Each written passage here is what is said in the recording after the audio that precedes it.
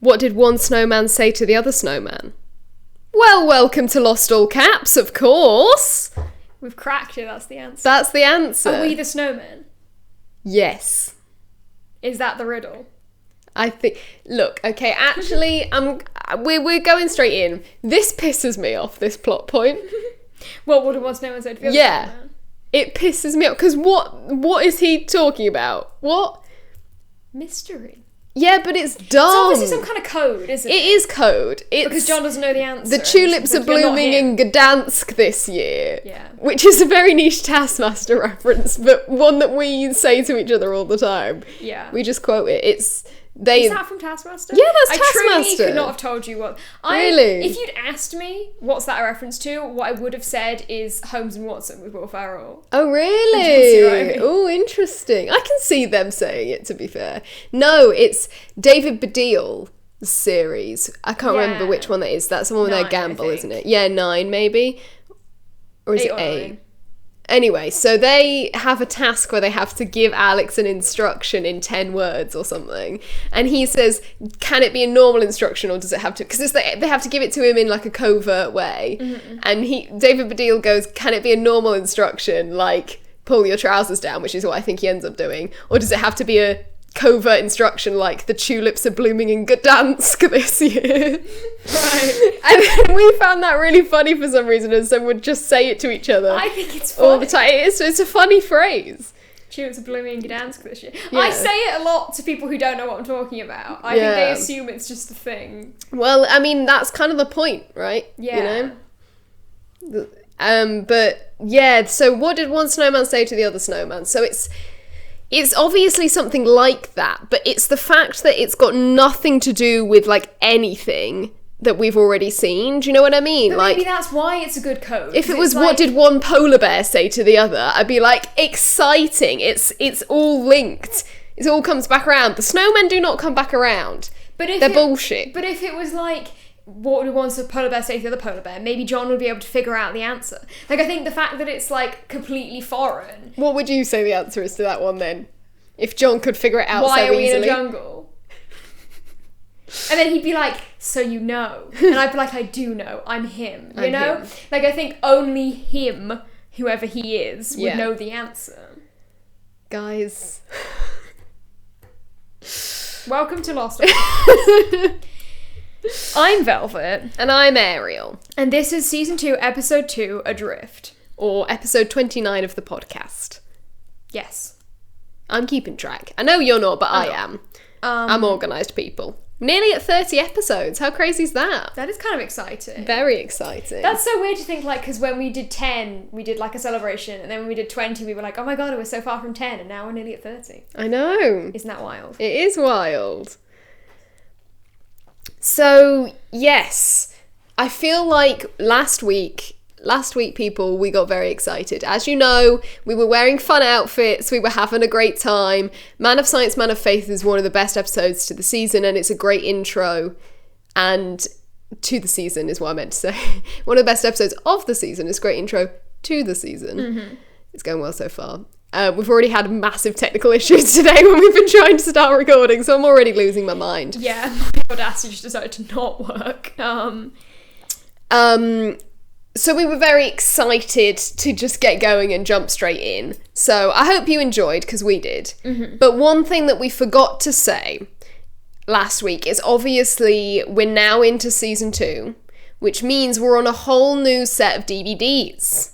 Yes. So the DVDs this season, it's kind of similar to Season 1 in that on the front is a picture of all of them. Big group picture, but the kind of colour scheme in 1 is very blue. It's very sort of silver, blue, plain colours. Plain colours, beach colours, sky colours, silhouette vibes. Whereas Season 2, it's kind of brown, is like the general vibe, like a browny, greeny... And I feel like the vibe of the season... Like, I know I'm skewed by the DVDs, but I do feel like the vibe of the season is sort of brown. Yeah. And the vibe of Season 1 is like blue. Yeah. And I know that the DVDs influence it, but I actually think what they do with 3 is wrong. What colour would you say 3? Oh, yeah. Yeah. I would put the colour of 4 at 3. I don't remember what 4 is. 4's like a dark blue. Yeah. I would say season 3 has a dark blue vibe. Or like a white. Yeah. That could work. 5 is like white. The 5 is not like no, like the DVD for 5 is white. I would not say 5 is white. 5's not white. 5 is like beige. Yeah, beige. 5 is like, maybe it could be like a purple or something random. Yeah, it could kind of pull out purple. I feel like 5 could be purple. If any of them's green, I feel like it's 6. I feel like 6 is a bit more muted though. Like a muted green. A muted green? I feel like all of them are quite muted. A lot of, like, in the middle, they kind of go really hard on the colours, and they're very, like, dark and bold. But I feel like a lot of the colours are very, like... Actually, I think if I was going to pick one season to be green, I'd pick 2. Even though I do think the orangey, goldy, brassy, beigey is right. Brown is right. I forgot to say brown in amongst all of that. Brown is... I do think that's right, but I think if I had to assign green to one of them, I'd pick 2. Yeah, I think it's like brown and green in the sense of like tree, jungle, you know? We're so smart. Tree. There are trees in the show, hence it's brown and green. Tree. Wake up, sheeple. Yeah, but also I think it's brown because of like the boiler suits and the hatch. Like I feel like the interior of the hatch is quite brown, quite 70s. We were talking about this, weren't we? Yeah. So, and it's more man-made. Yeah. Anyway, so the DVDs, the picture on the front is very funny. They're all clearly not in the same room together when they're taking this picture. Every single group cast picture of Lost, apart from maybe the first, like I do kind of believe that first one they took all together. And I think they maybe did a big photo shoot with all of them when they were for the first one. Yeah. But I think every single one after that was clearly done like in a studio. They like to do this thing where they still take cast pictures on the beach and in the jungle, but they're all like clean and dressed nice, and it's really jarring to look at. It's really jarring. Like genuinely, it freaks me out. It's like, why is Saeed all clean? Yeah, why has Kate got makeup on? Like a nice green shirt. I'm like, no, he should be wearing like a horrible sweaty tank top. Yeah. That's what they all should be wearing. Yeah. It's like genuinely quite... It's so weird. It's like liminal. Back rooms. But back jungle. Yeah. Parallel universe. Yeah. Yeah. And the pictures are quite photoshopped as well. Very airbrushed. They're very so it's all really odd. And there are some, we'll get into it later on in the season, but there are some hilarious promo pics for this series. This season features my favourite photo shoot, my favourite cast photo shoot they ever did. Me too. It's so good. It's so good, but we can't talk about it just yet. But, so the discs in series 1 had just one person on them. So we had like, who did we have? Jack, Kate, Sawyer, Charlie, Sun. And then the final one had everybody on it, had a big group picture. Because the last DVD has just Exodus Part 3. Yeah. That's it. And then lots of bonus features. So disc 1 of series 2, they all have 2 people on them. All of the DVD covers in this series. Our ensemble cast is expanding. Indeedy. So on this one, it's Sawyer and Kate. On the front, Sawyer's got a fetching stripy shirt on. Sawyer's wearing a stripy shirt. Which I think he wears at some point, but I don't remember. You're convinced he does, but I'm not. Maybe I've just witnessed the DVD so many times that I've sort of convinced myself. Yeah. But I think he does. It looks too clean, again. But maybe it makes an appearance but dirtier. We'll have to keep an eye out. Keep an eye out for Sawyer's stripy shirt, gang. But I think it's kind of interesting that it's those 2 together on the front of this disc. When they're so separated right They're now. really separated. And I'm actually enjoying that because it means that we're not doing a stupid love triangle plotline in the middle of all the crazy shit that's happening. Don't have time for a love triangle. Do you know what I mean? It's like, that's like the least interesting part of the show, and they always shoehorn it in when really dramatic stuff is happening, and it's like, but they're not doing that right now, which is fun. So that was my sort of like lead up to talking about the episode, just a bit of context for you all. Yeah, this episode's a bit of a weird one. It is a bit of a weird one. Like, to my memory, this episode is exclusively about the raft. I thought that too. Or, like, it was, like, the first, like, 25 minutes solidly about the raft, and then we went back to the hatch right at the end, or something like that. Like, I don't remember it cutting between them. Me neither. And I also really don't remember the flashbacks from this episode. No, at all. We have a confession to make. We've lied to you all. So, when we did special, and we were saying Susan is only in one episode, but we hate her so much, she's the worst, but you never see her again. So that was a lie. Susan's back. But we genuinely forgot Susan came back. We had no idea. We were doing, like, I think it was around the time we were doing the episode rankings for last season. We were, like, looking at all the episodes and, like, how to rank them all. And Ariel just went, oh my god, Michael has another episode. And I was like, oh my god, he does. I completely forgot. It's the only bit I even remember from these flashbacks is seeing the little toddler Walt, because he's so cute. Oh my god. He's so cute. So I just went, hang on a minute, we've not seen him. And then I was like, oh, have I imagined that? Is that implied? Because we get the scene of Michael in the hospital and he goes, oh, it's his second birthday, I'm making him this card, right? Yeah. So maybe in my head I've gone, okay, Walt's 2, and we see him, age 2, but we don't.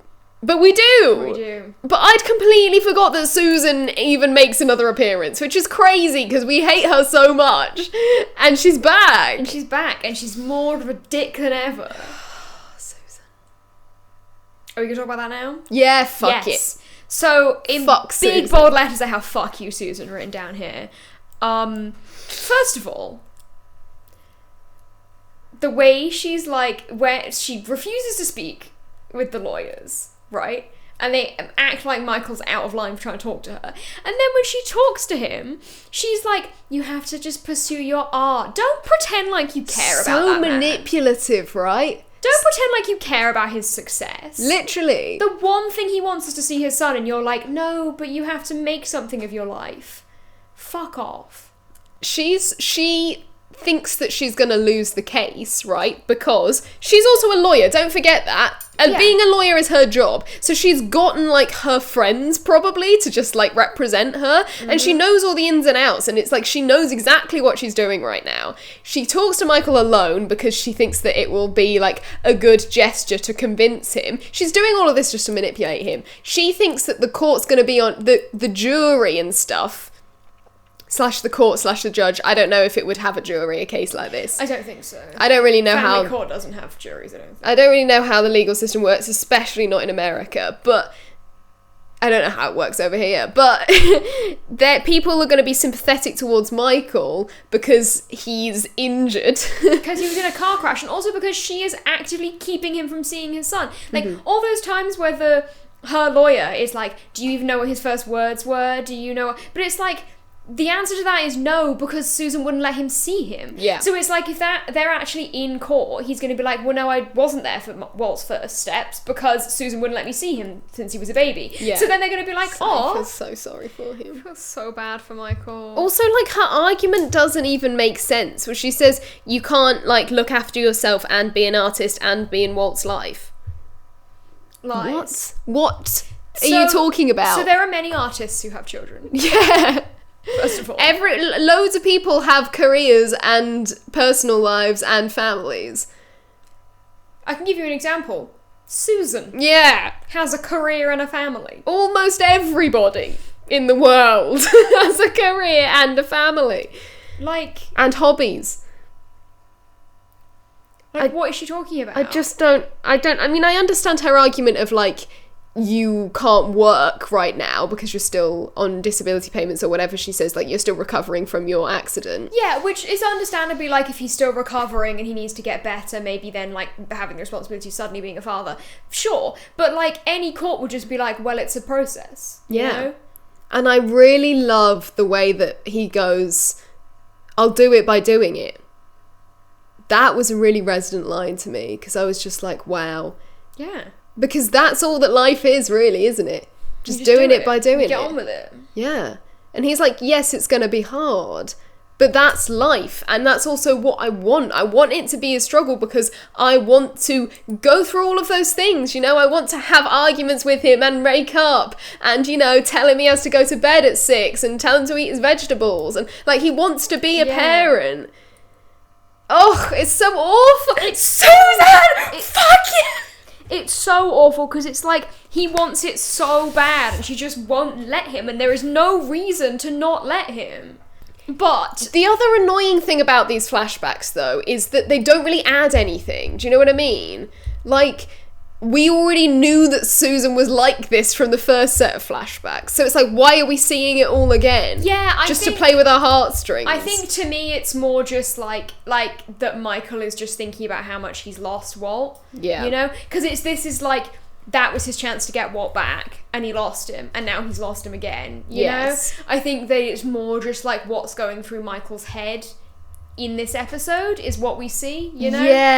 Yeah, but it's a little unsatisfying as a viewer, I'd say. It is a little bit, because it doesn't really teach us anything new. No, and a lot of the flashbacks do, and that's great. Yeah, like if we compare it with last episode, where loads of stuff really changed. Yeah. And we learnt loads, and then it's like this one, not so much. The saving grace flashback is just how cute that little boy is. So cute. When and I really like that I like his costuming, because he's wearing the big like baggy shorts and baggy top that Walt wears on the island, and he's still dressed the same. It's just so many things about that. I have multiple things to say about that. Yeah. First of all, she goes, "Oh, sorry, he's just really shy." Not anymore, he's not, because he's going up to random old men and going, "Yeah, my mum's dead." You know, like, you think about the Walt we know, and he's doing all that, like, why are you gonna kill him? You owe me $83,000. Like, he's not shy in any way. He's very confident. I think that's quite fun. And it's like when he was little, he was. But maybe he's shy when he's really little because he's psychic and he's scared, or he's trying to figure it all out, you know? He's getting all of his things. Yeah. So that I just enjoyed. Yeah. The polar bear. The polar bear. Michael bought him a polar bear teddy. It's giving very much Kate's plane, isn't it? Yeah. It's like it doesn't need to be something that's related to the island, but it is. The polar bear, not only in the polar bear in the comic book that Walt has that Michael burns, but also the polar bear that then attacks Walt. Yes. Beautiful. Beautiful, beautiful ties right in. Symbolism, people. And this is why the snowman thing annoys me. Anyway, carry on. And then the thing that just, when they walk away, little baby Walt turns back and looks at Michael like he doesn't want to leave. And a tear came to my eye. I'm not even joking with you. It's so sad. So sad. Because it's like, Walt doesn't even remember that happening. No. Because, like, when they're talking in special, Walt's like, "How come you never visited me? How come you never called me?" Yeah, he doesn't recognise him when he comes to go and fetch him, doesn't he? Yeah. After Susan died, he's like, "Yeah, I'm not going anywhere with you, I don't know who you are." And so he doesn't even remember. Whoa! And this was obviously so important to Michael. Yeah. To tell him, you know, I love you and I wanted you. Oh, and let's not even fucking get into, he's doing this whole beautiful speech and it's, oh my god, you're crying and it's lovely and it's gorgeous. And then he's kind of like, well, the kid's maybe not going to remember or really know what's happening or anything. So he gives Susan the bear and says, "Tell him it's from me one day." And she goes, "Yeah, of course." We know that bitch hid those letters. She definitely did not tell him that Michael gave him that toy. He might have had it. He probably had it. But, like, does she know it? Does she know it's probably from said it was from Brian. The way that Michael was like, "I know Brian's going to take good care of you too." I was like, don't fucking piss me off, Brian. He's not even here and I'm getting annoyed at him. He's not gonna. He's not gonna take care of him.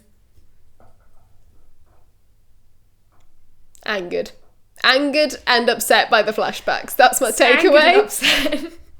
Angered and upset. And crying on the floor. Yeah.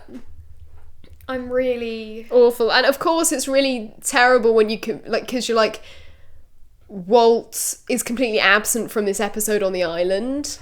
And we still don't really know what the deal with Walt is, right? So he might be on the island covered in water and whispering to Shannon. He might be in the sea, astral projecting to Shannon. To say that he needs help. He might be on the boat, astral projecting to Shannon. He could have been taken back to the island. We don't know what's happened to him. He could be dead and that could be his ghost visiting Shannon. So many such questions. Many such questions. And how heartbreaking as well that Walt didn't get any of those letters. He never got to talk to Michael on the phone. He never got the gifts or anything. And that at the very end in this episode, after he's been taken, Michael's saying the one thing he can do is make sure Walt knows he's alive and he's still looking for him by shouting for him. He's like, if he can hear my voice. And all of his life, he's never been able to hear Michael's voice trying to get to him. Oh my god, Velvet, no. All he's been doing for Walt's entire life is try to get to him, and now all he has to do is get him back. No, why would you say that? No, I'd not connected those I'm coming dots. for blood today.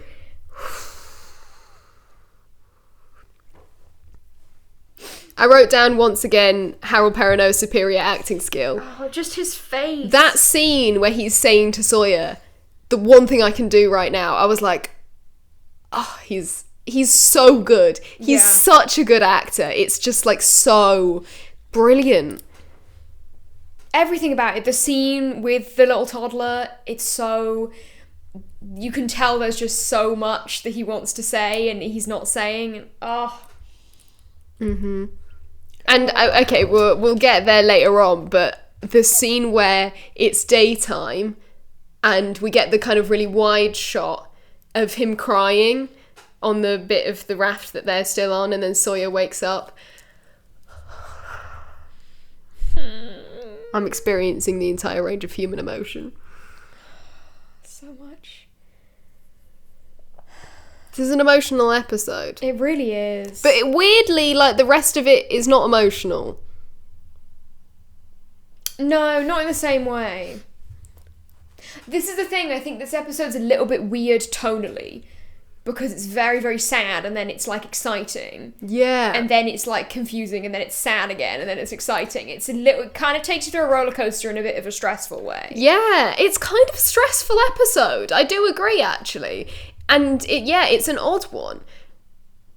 Maybe that's why we always thought it was separate, because it feels very disjointed as an episode. Yeah, maybe we've just separated it in our minds.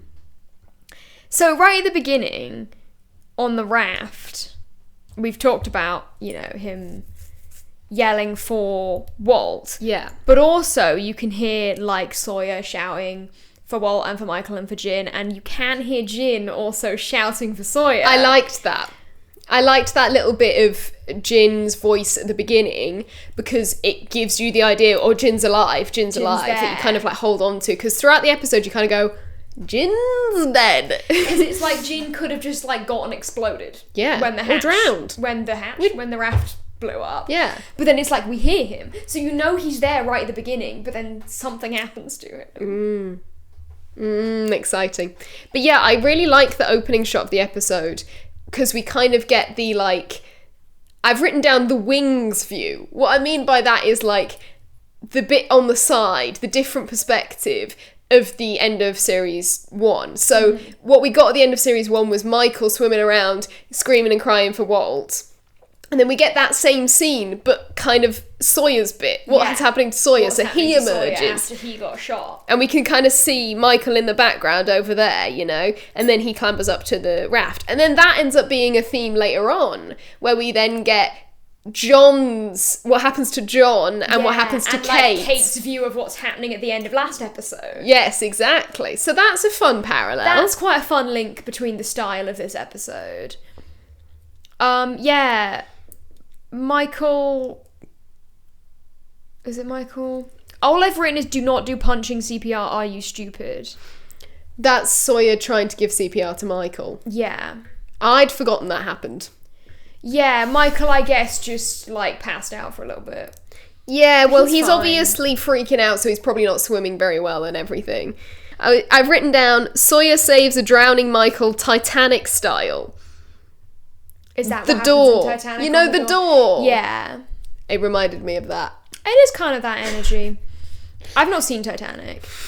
But I know about the door, I mean. You live on Earth. I live in the world. I know about the door thing. It's a thing, it's a very common thing in media for, like, when someone's doing CPR to then, like, start punching them. And it really annoys me. Yeah. Because it's like, It happens every single time. And it's always the punching that works. And I'm like, did you...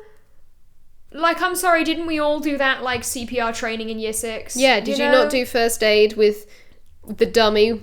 We called him Mrs. Green. Mrs. Green. I feel like we called her Mrs. Green as well. We probably got trained by the same... We went to the same primary school. We definitely got trained by the same people. But why was it not, like, alliterative? You know, Clive the CPR dummy or something. That would have been fun. We would be like... We got told that we had to pretend it was our neighbour Mrs. Green, who'd collapsed in her garden. They were green. The dummies.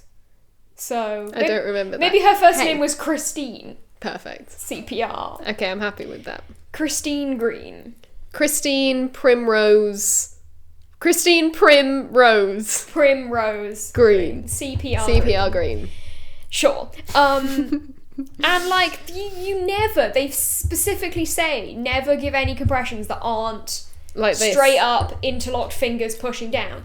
You have to keep the rhythm the same, because you're trying to get the heart in a rhythm. You have to, like, it's just like, why? And I know it's TV.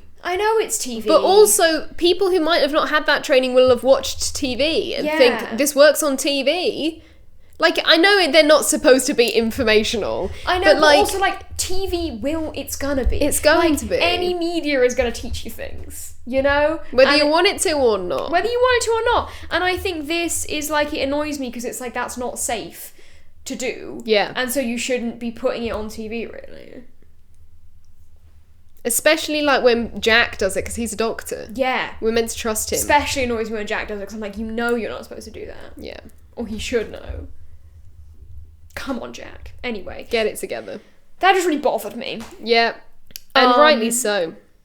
But the rest of the, like, raft plotline, I find very strange. Because, like, what's a shark doing here? Look, I'm not happy, guys, because... I'm frightened of sharks. This was an incredibly tense episode for me, particularly in the first watch through. Now that I've seen it, I know that you don't ever really see the shark. Like, you do, and that shot where it swims past where the camera is, not happy. I truly... My like, entire body tensed, you know? The first time we watched this episode, like, up until that shot, I truly thought there was no shark and they were just freaking out.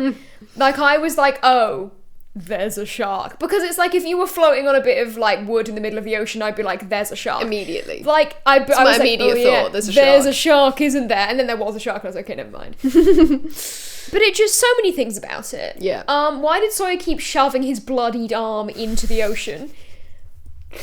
Sawyer was not thinking straight at any given point in this episode. Like, every decision he makes, doing the punching CPR on Michael, like, breaking apart the raft because they're beefing, then digging the bullet out of his own bullet wound. That was so gross. Disgusting. And also, like, why? And then he takes the bloodied bullet and throws it into the sea where there's a shark right there. Is he stupid? Like, come on, I know you got shot, but, like, his legs are flailing, his arms are flailing. He's like, I'm going to swim over to that part. Why? I know. Also, if one of you is going to swim over to that part, not the guy who's bleeding. Michael! Every single really... decision Sawyer makes in this episode is an idiotic one. I did really appreciate when he's like, if the bullets are dry, then the powder's dry. And if the powder's dry, then blah, spills all the bullets.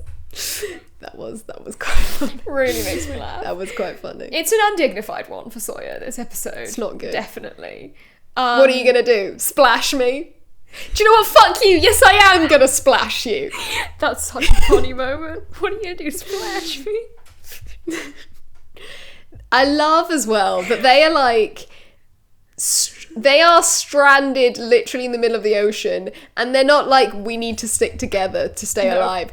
Yeah, so I don't really understand why he swims over to the other bit. I guess because the bit they're on is falling apart. Yeah.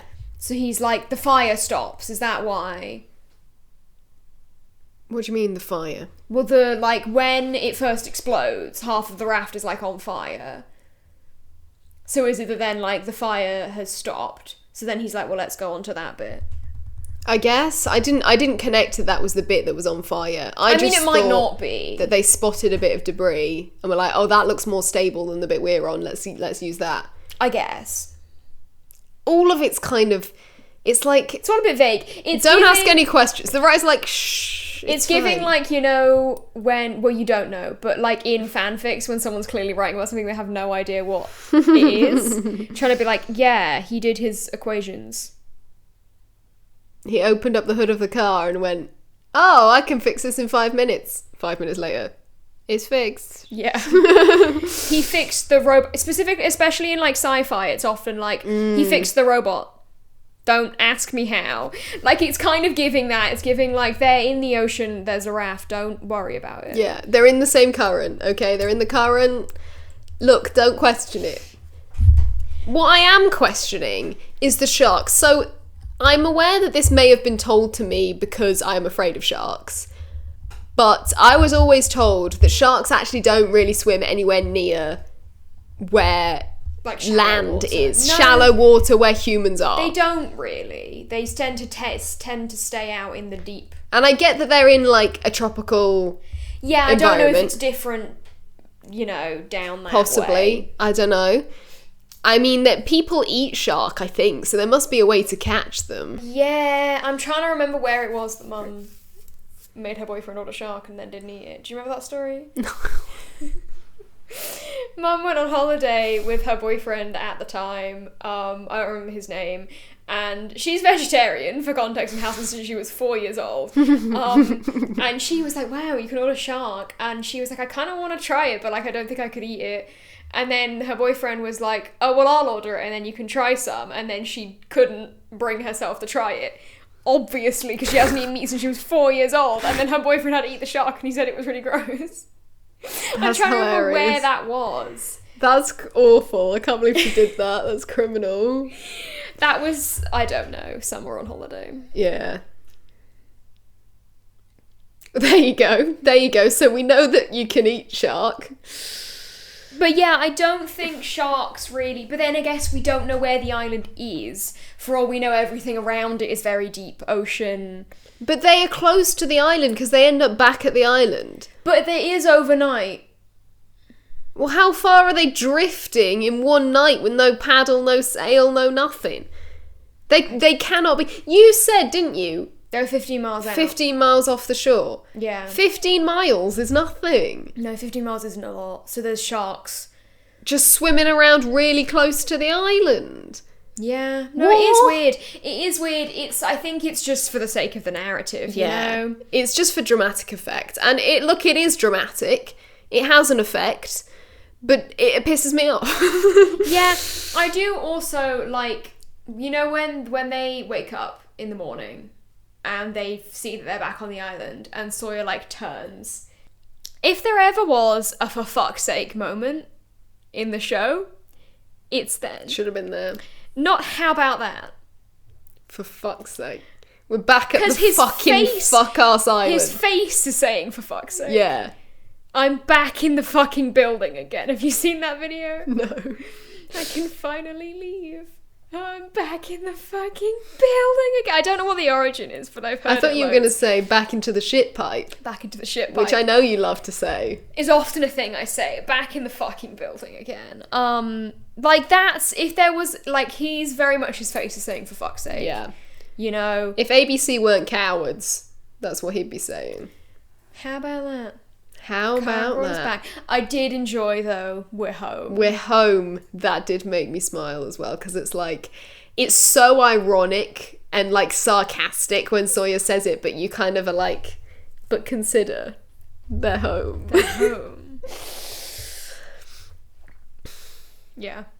Crazy as well that they got brought back to the island. But also not crazy because they weren't that far out. It's not crazy. It's, like, not crazy in the grand scheme of narrative also because you're like, of course they're back. Yeah. They're not just gonna, drift around in the sea for a whole season. And then get rescued. Like, we know that they're not just gonna get rescued. Are you kidding? We've got 4 more seasons to go. If they were gonna do something like that, I think they would have just, like, killed them off. Yeah. Right? Or we wouldn't have seen any of them, and then suddenly a helicopter would have landed and Michael and Jin would have gotten off, like, hey! Yeah. You know? So I think we kind of knew that they would end up back on the Can you island. imagine if we'd just never seen Jin again? How wild would that have been? Crazy. Like if Jin had just drowned. You know, it's really interesting because I think really early on, the writers kind of almost set up the possibility, or they have the opportunity to be like, this is Sun's situation, right? First of all, we're much more invested in Sun than we are in Jin at the start. Yeah, definitely. They make us connect to Sun a lot more. This is Sun's situation. She's trapped in this abusive marriage, right? And she's really controlled, even though she's on an island and she can't speak to anyone, but she can. She can secretly speak English. And she has this really deep connection with Michael. And there's kind of maybe slight flirty vibes going on. I feel like they have the opportunity, kill Jin off. Yeah. Sun reveals to everyone that she can speak English, I'm free, and then hooks up with Michael, or something like that. Yeah. You know? Yeah. They could have done that. And it would have made sense, but they don't. But they don't. And I think at this point in time, they wouldn't. They couldn't, because we've seen Jin's backstory now, and we've started on his redemption arc. Obviously, we're not there yet, but like we know that he is trying. Given Jin the chance to grow and to change. Absolutely, and also have a plotline independent from Sun. Yeah. And so I really like that they do that, and they don't just go, okay, let's create this horrible character and then kill him off. Yeah. They go, let's unpack him as a character and give him more complexity and really make me like him, you know? I think Jin's a fantastic character, and it would have been really sad if we hadn't have gotten his story. Yeah, and I think in any other context, if it was just a TV show like about, I don't know, not an island, they would have just written Jin out. Like it would have been that they're like, oh yes, divorce his ass, and then he just disappears. Or the fact that they're on an island gives, people are dying, you know? If it was like maybe a normal show about surviving on a desert island, perhaps he would have been killed. But I do think it's fun that they keep him. But just how crazy would it be if we just never saw him again? If he just drowned at this point. Wild.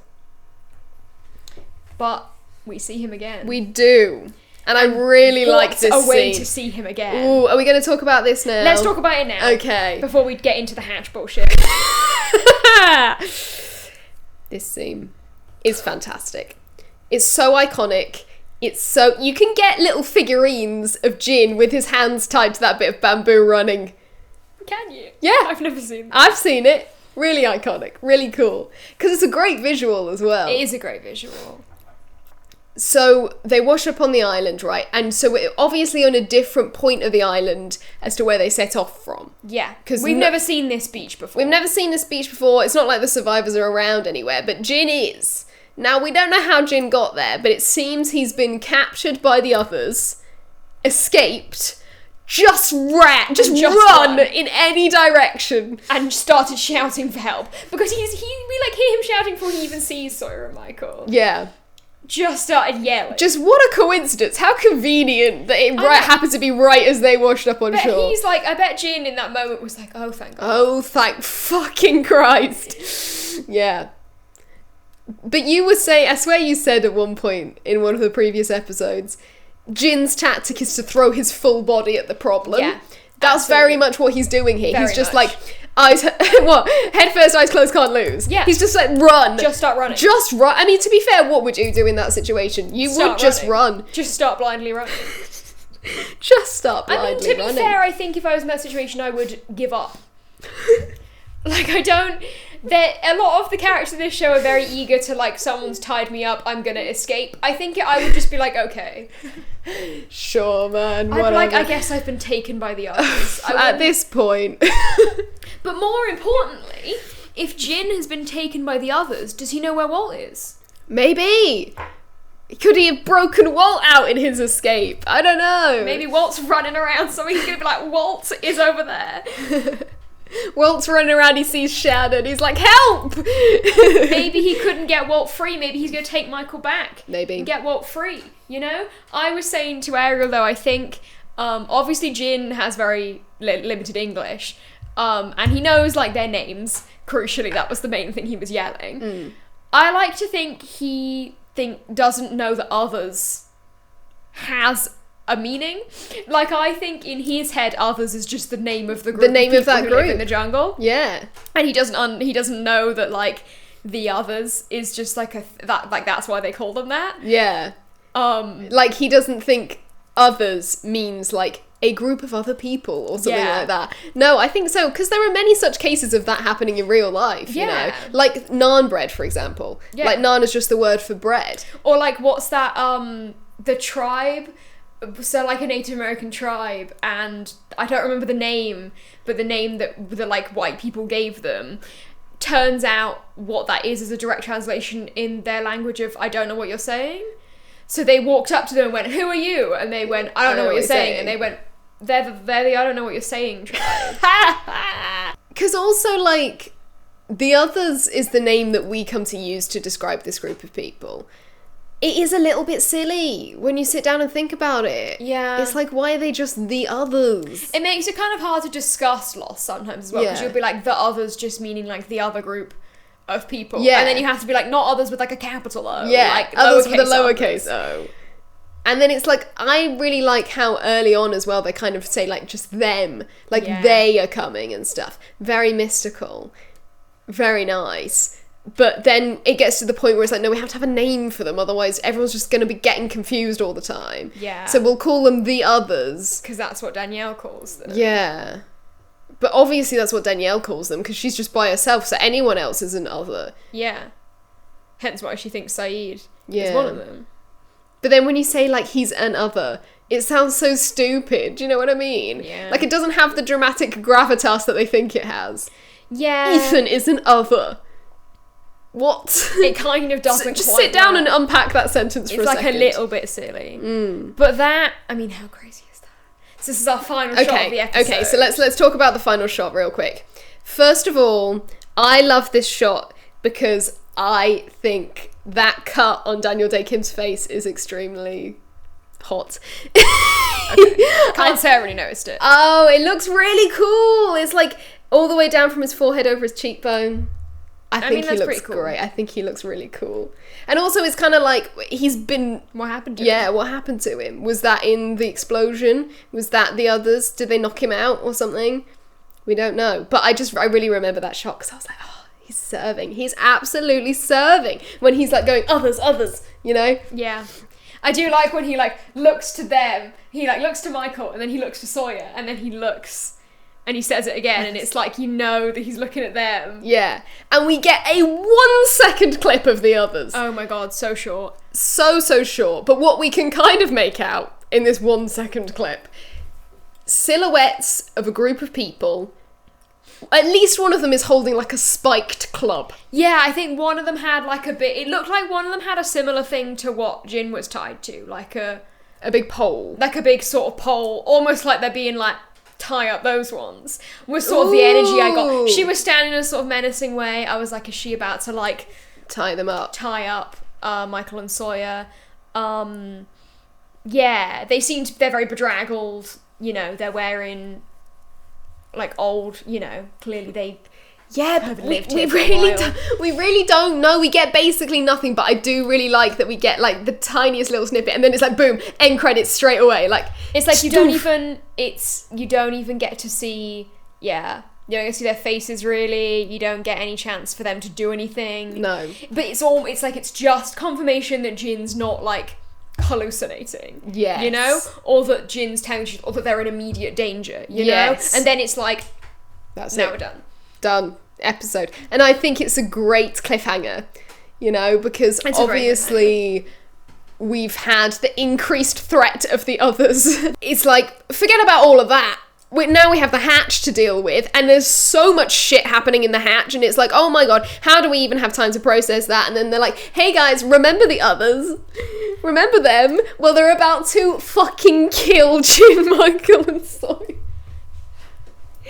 Remember those guys? They're back. They're back. And it's fun. It's great. So... shall we discuss the hatch? Yeah. This is an interesting one for me because it's like we learn a lot more, but at the same time it's like it ends in the same place. You know? It's like we go back and then we fill in some gaps. And I think it's very fun because it's almost a flashback. In a way, you know? yeah. It's almost a flashback. But it still feels so new that, like, you almost forget we've seen this already. Like, it's not until, like, Jack's there that you're suddenly like, oh yeah, we do know what's about to happen, you know? Very cool. I really like the beginning transition between Sawyer's doing the really bad CPR on Michael, and I think it's right as he starts to breathe or something. Yeah. And then we get the light going out, which is fun, because obviously it was super dramatic when the light came on. Yeah. Light going out. I like it's that. like, John, he does, he does go after Kate. Credit where it's due. Credit where credit's due, he does go after Kate. He does immediately go after Kate. So we see him, and we find out the shoes are John's. I was so excited, I totally forgot about this. Ariel was like, what do you mean they were John's shoes? We were talking about it last week, and I was like, yeah, well, we both know that the shoes are John's. I just thought Desmond had multiple pairs of shoes. Well, I thought, someone else who'd been down there had left them, which I guess is true. Yeah. Someone else who's been down there has left them. Quite. But yeah. Why he takes the shoes off, I'm not entirely sure. I guess to make his walking more quiet. Yeah, to sneak. But we know that John is sneaky. He's already sneaky, he doesn't need... He can already, stalk animals with his shoes on. I mean, I get that it's the jungle and, there might be, a thud on the metal, but, Yeah. And I guess... Low-key unnecessary. I guess he doesn't know what it is that's down there. He doesn't know if it's a person. He doesn't know if it's a creature. Could be this black smoke column. He doesn't know what's happened to Kate. So I guess he's be quiet. But also, if he doesn't know what's down there, shoes on. Protect those we toes. Talked about stopping your toes at length last episode. And it's yeah, he could though. He could. What if he just stubbed his toe on the kitchen island? And then it's well, now my toe hurts. Yeah, what do you do then, John? Have you considered that? Now your foot hurts. So, very interesting of John's perspective of descending into the hatch. I also love that we get 3 separate shots of people descending into the hatch. Great. No notes, honestly. I think it's really fun. And we get his looking around. So he goes in and he sees a bit more of the living room area that Jack doesn't really see, so he sees the table and the blinds, and he opens the blinds and there's this big sort of light behind it. And it's that's interesting. Concrete and a light. We kind of knew because it's underground, right? But we get the kind of confirmation, and John asks him later on, this artificial sunlight, is that because you never go outside? Yeah. And it's we've really started to fully comprehend Desmond's situation in that he has been living underground for God knows how long, without seeing the sun, without doing anything, and thinking as well, all of these things that he's thinking, but we'll get there. So then we hear Kate moaning and going, oh fuck my head. That should have also been a fuck in my opinion. Yeah. Oh fucking hell. What's going on? So she's clearly, what I imagine has happened, Desmond has seen Kate coming down the rope. He's gone, okay, it's go time. Light comes on, he pulls her down, throws her to the floor, kind of knocks her out a bit. Yeah. Or at least she's dazed and confused. He drags her in, dumps her on the floor, realises that John's coming down, and he's like, fuck, okay, let me get my gun and hide. And then John comes in and finds Kate just sort of waking up, what? Yeah, I think so. Because, there's a yanking on the end of the cable, isn't it? So obviously he grabs hold of Kate, before she's... hit the floor. Yeah, gotten to the bed and, untied herself and stuff. Mm-hmm. Because he's pretty freaking out, Yeah. I think he's very understandably freaking out right now. And then we get Are You Him? Now, John being John immediately says yes. I love that John says yes. Because it's you look at it from John's perspective. First of all, Are You Him? Is also, when he sees Desmond, that is, what he's thinking. Because John is this is the person who turned on that light, This is the person who heard me. So he's this is my destiny. Are you him? Right back at you, mate. Are you him? Yes. Yes, I am. And it's not even a technique, he just truly believes it. Does he? I'm the man you've been waiting for. I don't know. Because he thinks this is like his destiny, this is what everything's led up to, so he's like, yes. Yes, he does, but what's he gonna do when Desmond expects whatever he expects from him? But I guess maybe he's thinking then he'll get further instruction or something. So I think Desmond's reactions in this episode are so fucking interesting because they really give us a huge insight into all the shit that's going on. Clearly he's got this insane, like, backstory or something crazy has happened to him in order for him to be in this situation underground. Yeah. And we get all these hints of that from his facial expressions and his reactions and his questions. So we get so he's pointing the gun at John, and we get a bit of relief from him, where he kind of looks really happy and surprised and relieved, and he lowers the gun. He says, "I can't believe it, you're finally here."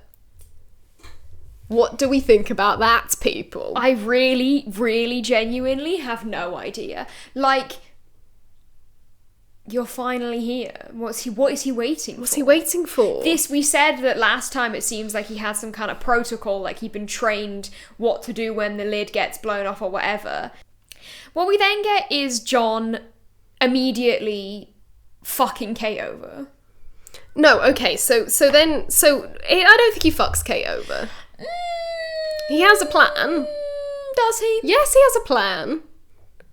So we get, who's she? She's with me, right? He's still trying to work this con that he is him.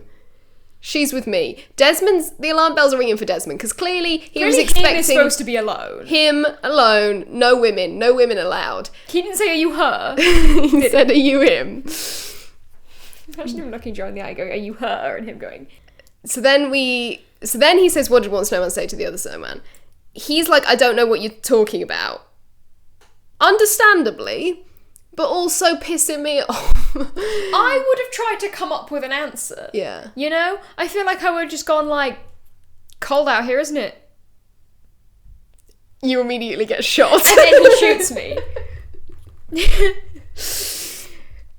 I get that it throws him off, but it annoys me because it's just like, what? Like, what did one snowman say to the other snowman? It's like a setup for a terrible punchline. It's like a Christmas cracker joke. Do you know what I mean? And it's like, the only thing that I like that it reminds me of is, do you ever watch any like Darren Brown shows? Not really, no. We watched a couple. I routinely watch Darren Brown. I've watched a couple Darren Brown shows. They are fun. And I can't remember which one this was. I feel like he was trying to get people to rob one of those armoured vehicles. You know when you walk around town and you see guys carrying a big case of money and they've got like the helmet and the vest and everything and they're like professional money carriers. Mm-hmm. He tries to convince normal people to like rob that guy, like point a gun on him and be like, give me the money. Likely thing for Darren Brown to be doing. Look, it's like a psychological experiment. I swear he does the Milgram experiment as part of this. No, he did, yeah. He did one that was his that was like a heist one. Yeah. Where he had to get the most obedient people, and so he recreated Milgram. Any psychology A-level studiers will know the Milgram experiment, where they got like people to electrocute a guy and then they'd be like, you have to do it, and then if they were obedient they would do it. Mm-hmm. It's much more complicated than that, but essentially there's more to it, but that's kind of the vibe. I think that was what Darren Brown was doing. I think that may have been why we watched it. I feel like we watched it in psychology GCSE when it was like the end of the term and they didn't want to teach us anymore. We definitely watched that clip, but I don't think we watched the whole thing. I think we watched the whole thing. I think my teachers had given up. Anyway, I just remember the one where he got the old people to steal the from the art gallery. See, that one's really fun. And I think we may have watched that for fun rather than randomly being shown it in psychology class. Yeah, because I remember watching bits of that. Mm. Darren Brown, by the way, for anyone who's not English... Oh my god, yeah, people might not know who Darren Brown is. Darren Brown is like a magician / psychologist who does like... Yeah, I don't think you can call him a psychologist, because he's doing it all. He's not doing like research. He's just doing it for like to make TV shows. But he's like doing like, you know, the sort of power of suggestion. Yeah, it's sort of his energy. It's not like, is this your card, magician? No. It's like, I'm gonna convince you. I'm gonna manipulate your mind. It's like hypnosis, but like psychology hypnosis. Scientific hypnosis. He's a scientific hypnotist, is what we're going with. Yeah. And he made these series of documentaries in like 2010 where he would be like, through the power of nothing but psychological suggestion, I'm gonna convince all these old people to steal from an art gallery and no one will notice because they're old people. And this was like a whole like 4-part documentary and everyone loved it. Yeah, and it's great. I don't know what it's called, but I would like to watch it again actually, because it was really interesting. They're probably on BBC somewhere. I remember this whole bit where they were like training up these old people, and they were like, you've got to steal chips. They were like, you got to have a conversation with this person and distract them enough to steal their chips and eat them. That was part of it. How stupid is that? Anyway, there was something that really stuck out to me from watching this documentary, not that one, the other one, where he's talking about distraction, I think. Anyway, he basically says something that he uses a lot is the phrase, my wall isn't 4 feet tall. What? Exactly. So it's a nonsensical phrase. Like, well, it makes sense, but it doesn't mean anything. Yeah. And it's not related to anything or anything. And it's like, you can just say it to kind of throw people off. Right. And then you can use your manipulation or whatever. My wall isn't 4 feet tall. I just really remembered that, like, as a phrase. And I always thought about it, like, you know, it could be useful. Maybe. You know, if I'm, like, getting mugged or something, I can go, my wall isn't 4 feet tall. And they might go, what? And then I can run away or something like that. Yeah, or then you're like, what? And then you, like, punch them. Yeah. That's kind of the vibe I get of the phrase. So, what did one snowman say to the other snowman? It kind of reminds me of my wall isn't 4 feet tall. It's giving that a little bit. Maybe it's just a test. Maybe Desmond just went, I'll just say something gibberish to him and then see how he reacts. And if he's, you know, if he's magic or whatever it is he's waiting for, he'll know what to say. Yeah, maybe. Or he'll go like, he'll be like, that's not protocol. Yeah. And Desmond will go, correct Maybe answer. it's a test. What you know? are you talking about, mate? maybe crucially, maybe Desmond has just gone crazy. Like, also, it's possible. We don't know how long he's been down there for. He's got a gun and he looks very deranged, and he, you know, maybe he's just lost his mind a little bit. He may have lost his mind. And he's just coming out with Christmas cracker jokes. Also possible. It's certainly possible. Also possible. It's certainly a distinct possibility, which makes John going, yes, I am him, even funnier, because you do not know what him could be. Oh. Him? Like, what if him is like a human sacrifice? You're finally here. The guy I'm gonna take your liver and put it in my body. Bam! Like, what, I'm gonna steal your other kidney. If he'd said the kidney donor and John had gone, how do you know about that? And Kate had gone, what is happening? Sorry. She's like, did I get concussed? Like, why? He's like, what?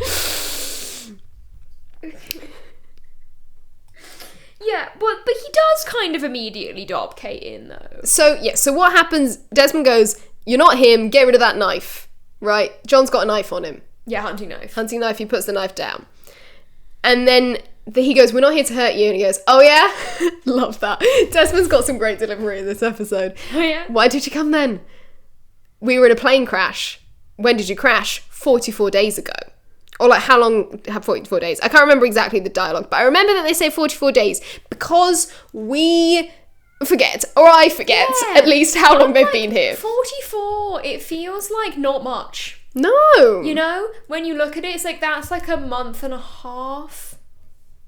Yeah. You know? Yeah. So that puts us, end of October? Because it was kind of like a week before the end of September that they crashed. So it's like... Yeah, it's Halloween! No, I think actually... It's spooky season! I remember I was on the Lost Wikipedia recently looking at the timeline. I think Aaron is like born on Halloween or something. Really? Yeah. That's because he's a spooky, crazy psychic baby. And a reincarnation of Boone. It's the witching hour. It's the witching hour when he is born on the blood moon of Halloween. So it's like beginning of November. Yeah. Because Aaron's maybe the snowman is his costume. Maybe. It's a couple's costume, it's two snowmen, and they say something to each other. Yeah, maybe he's just gearing up for Christmas. So then we get this interesting scene. Now, I just want to say, dear viewers, dear listeners, I just want to apologise slightly. Because I think we've come in here very strong as Desmond fans. We love Desmond, we're like, Desmond's the best, even though he's not really done that much yet. Just he's kind of crazy. He's kind of cool and everything, and we do love him as a character. But I think it's important to note that he hasn't done very much yet. But one of the things he has done is be incredibly misogynistic and creepy. I mean, I wouldn't say incredible. He made a comment.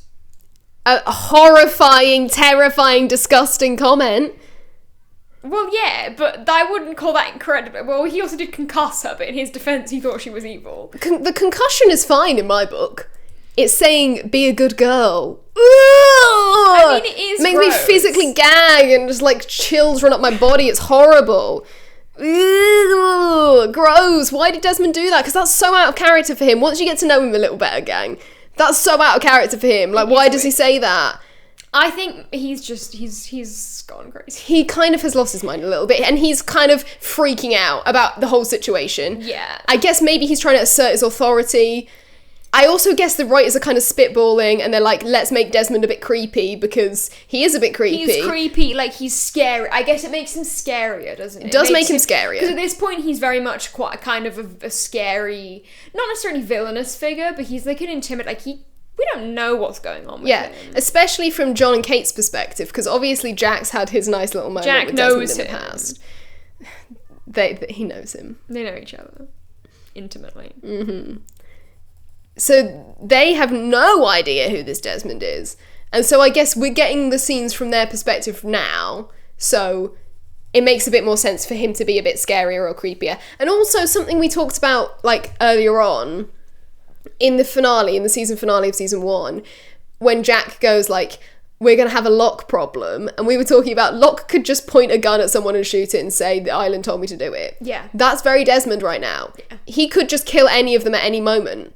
Like, a slightly deranged man with a gun is not a good situation to be in. So Locke's trying to control the situation. I think Desmond's also trying to control the situation, and he's also just kind of freaking out. So that's my explanation for it. However, it doesn't really justify it, and I do want to acknowledge that I really, really hate it, and it makes me physically disgusted. Yeah, no, when I heard it. So I'm sorry, gang. I'm sorry, gang, that we all had to go through that.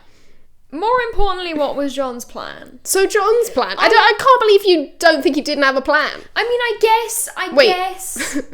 Can't believe you think he didn't have a plan. I guess it's like John figured Kate would escape. Yeah.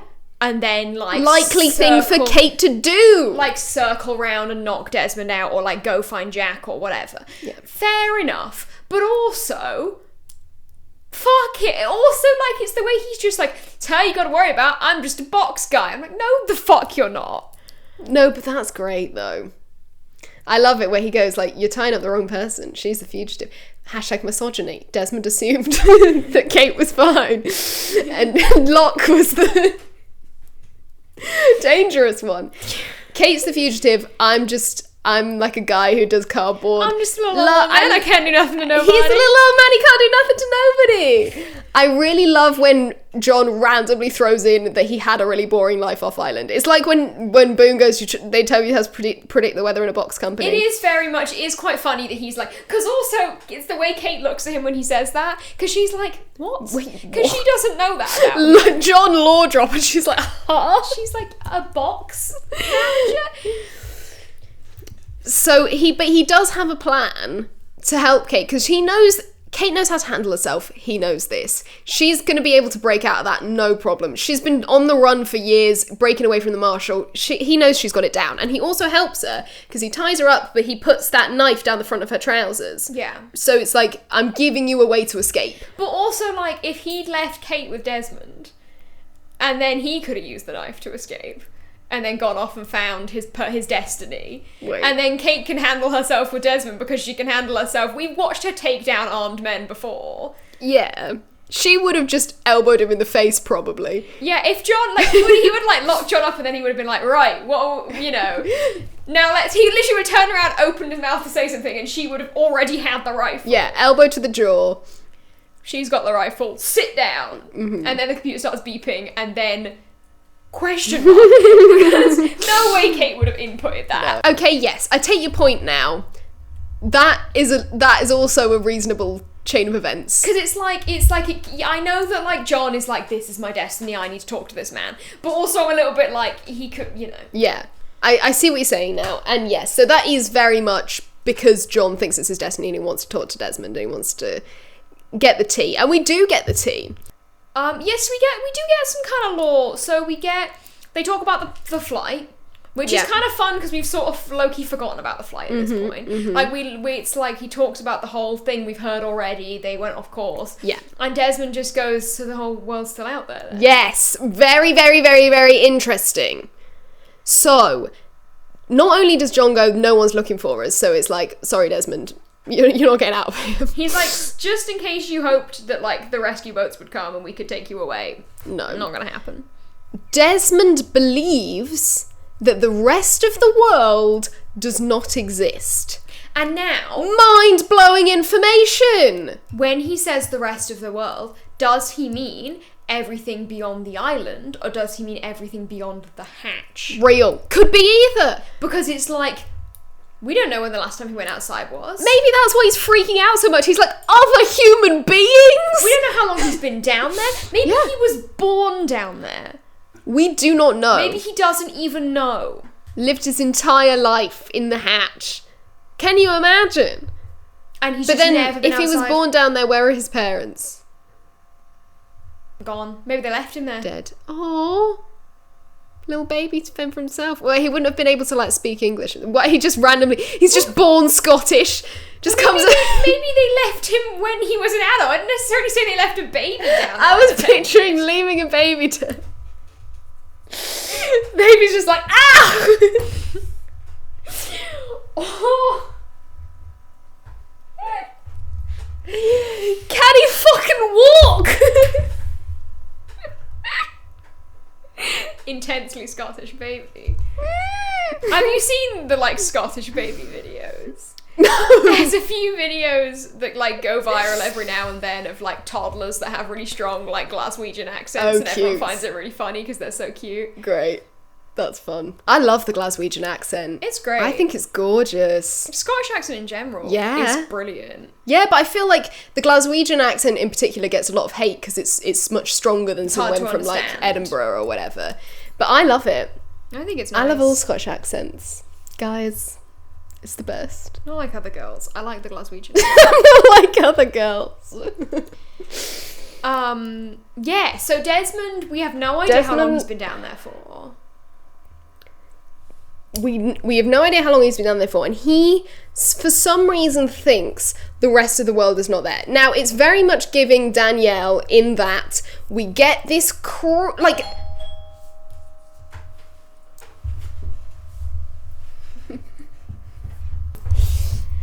Okay, we're back. That was Desmond, guys. He was just knocking on the door. Just got a doorbell. Right, what was I talking about? Oh yeah, so Danielle, the unreliable narrator, is what I was trying to get at, the parallel there. Like, we get all of these ideas from her about, like, the others and their motivation and what happens on the island and everything, and it's all really cool and really interesting, but we don't know if we can trust her because she's kind of lost her mind a bit. Lost her mind. Desmond is very much similar. We don't know whether he's lost his mind as well, and he's saying, I didn't realise the whole world was still out there. Is that because he believes he's been told that there was some kind of apocalypse and he only survived because he was in his underground bunker? Or does he just believe that because he's gone insane a bit? Yeah. Is it just that he spent so long down there alone that he's kind of started to believe nothing else was real? He's just gone, well, then something bad must have happened because I'm down here by myself. He's not come. He's not here. Him? Where is he? I have to say, every time they say, like, are you him, and talk about, like, him, I do picture him from Powerpuff Girls. Who is, like, a lobster man. Intensely androgynous lobster man, who's, like, definitely a drag queen. And talks with, like, an auto-tuned voice. He's got a really crazy voice, hasn't he? He's really genuinely quite scary, actually. He scared me as a kid, but now that I'm an adult, I'm like, he's low-key my vibe. He's really cool. I think he is scary. Me, actually. I think I am him. You're him. Desmond, hit me up, I'm him. So I am, like, picturing that. Yeah. Very much not John Locke. Very much not. Very much the opposing, I would say direct opposite vibe to John Locke. Yeah. Desmond, he says yes, and Desmond's like, you look different on TV. It's an old photo. It's an old photo. You're different to your profile pic, man. You're different on your profile. So yeah. So he says the rest of the world's still out there then. Crazy, boom, insane. But then it doesn't stop. The bombshells don't stop, because then he says, how many are in your group? Well, then actually what John says is, last time I checked it was, or something like that. Which is like, they've also been on the island for like 40 days. No one's come to get them. They don't know. True, actually. The rest of the world could not be there. They've probably started to feel like the rest of the world doesn't exist anymore. John's like, I could tell you the island's still there. That's interesting. I'd not considered that. You know, obviously... They're both kind of experiencing this sort of separation from reality. And we know the raft didn't work. Yeah. And we know that the others were not like other people who weren't on the island. They came from the island. Yeah. So, in theory, yeah, the island could be the only thing left. Could be all that's Don't know how. What massive apocalypse has happened in 2004 just to kill everyone off apart from the island. Could be. We don't know. We don't know what could have happened. Zombies, I guess, or something. I'm trying to think of something that wouldn't wipe out one specific island. Has anyone gotten sick? This is crazy. We'll get to that. So what did Desmond... Sorry, I interrupted. No, that's what I was going to say. So he says, how many are there in your group? I can't remember how many John says now. No, it's like 46 at this point, I think, or something. 45. Who knows? And then he says, how many have gotten sick? And John says, what do you mean? And Desmond says, sick as in ill as in dead. First of all, he ate that. He absolutely ate that delivery. He's sick like, as in ill as in dead. Sick. He's serving his deranged era, and I'm so here for it. But this is huge. Sick as in ill as in dead. Incredible line, but also... Danielle talks about everyone in her team getting sick. And she had to kill them. I'm sick. Velvet's sick! Fuck! Yeah. And it's like, does John know about that? Did he tell anyone? I don't think so. Probably not, because he wouldn't want to scare everyone, right? But it's like, John... Try it again. What was that? I lost the word halfway through. John. Velvet's sick, guys. Velvet's sick. Velvet's possessed. John.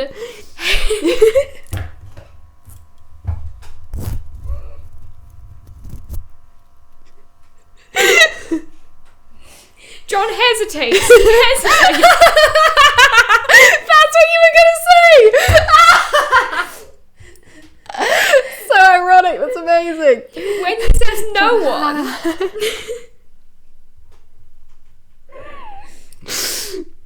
When he says no one's gotten sick, he hesitates and he sort of stammers a bit. He's like, no one's gone sick. And it's like, it's not that no one's died. Crucially, John, someone died because of you. People have died. People have Some died. of you may die. That's a sacrifice I'm willing to make. Very much John. John is very Lord Farquhar. John is actually. very Lord Farquhar. Who does that make Jack Shrek? I'm not sure we can really continue that now, actually. So it's like, has anyone gotten sick? You know? Claire was getting injected with stuff. Yeah. She got kidnapped. It's like... But that's not really sick, is it? She wasn't sick when she came back. She just had amnesia. Unless... But That's a an sickness. illness, I guess. Shannon has asthma. Shannon had an asthma attack. It's like, Boone died, Joanna died. Yeah, but the Marshal. She drowned. You can't say that that's getting sick, can you? Scott that died. Yeah. Steve. But it's like, people have died. Michael got sick. Yeah, but that's because Son poisoned him. But does John know that? No, because Kate's the only one who knows. It's like, suddenly he's going, has anyone gotten sick? Right, okay, I see what that's... Like, you're trying to say that's what he's thinking John when is going like, when he... I think I tried to say no one. I tried to mimic what he said. I got ahead of myself. When he's hesitating, he's going like, no one's got sick.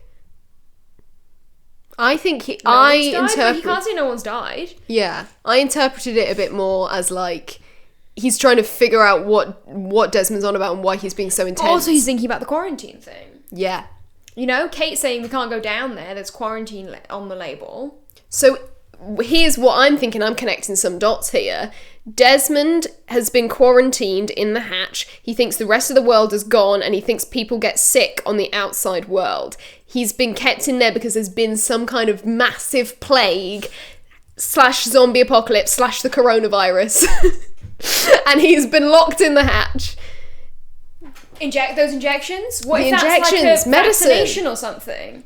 Yeah. What if it's like an immunity? What if it's like in Sweet Tooth? You've not watched Sweet Tooth, but in Sweet Tooth, there's obviously this like big sickness that's killing like 98% of the population.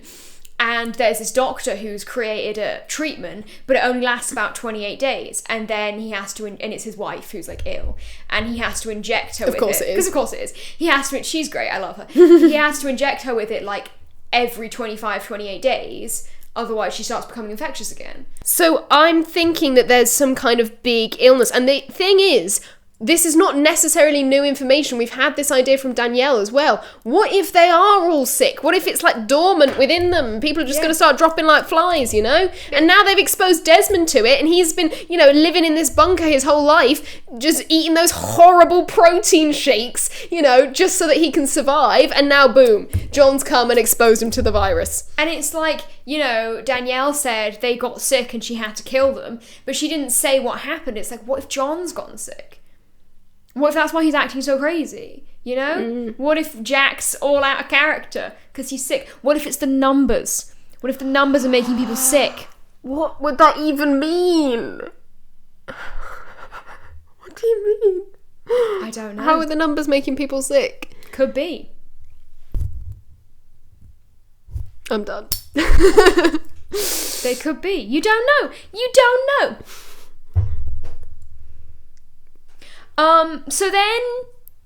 Sick as in ill as in dead changed me fundamentally as a person. Yeah. I really latched onto this. I don't know if you remember, but like when we were first watching it, the idea of the sickness... Ariel was obsessed with the idea of the sickness. I was really trying to figure it out. It was the big thing that I was really trying to understand. And... Look, I'm not going to spoil anything, but let's just say I wasn't particularly happy with the explanation the show ended up giving us. I was happy. I had to explain it to Ariel. But then, before you spoil anything, our conversation is cut off by the computer beginning to beep. So the beeping, we heard it at the very beginning, didn't we? Yeah. When Desmond woke up. And we know he has to go and put something into the computer, and it's like, how is he going to do this while still holding Locke at gunpoint?